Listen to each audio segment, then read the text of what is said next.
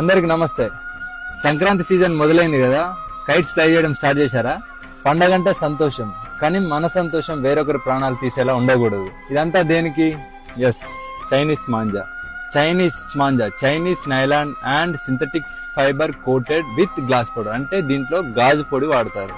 చూడండి, ఇది ఒకసారి చూసారు కదా, ఇది మనం మెడకు తగిలితే ఏంటిది పరిస్థితి. ఇది కేవలం దారం కాదు, షార్ప్ నైఫ్, గాల్లో వేలాడే కత్తి, అదృశ్య కత్తి.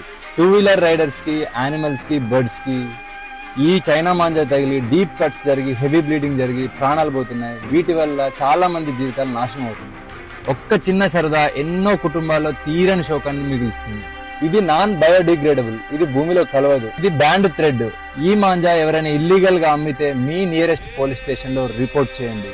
చైనా మాంజా అమ్మడమే కాదు, కొనడం కూడా నేరమే. చైనా మాంజా ప్లేస్ లో ఈ కాటన్ మాంజా వాడదాం.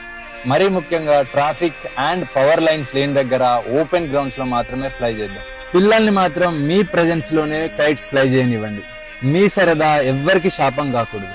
For this Sankranti, say no to China manja. Thank you. Jai Hind.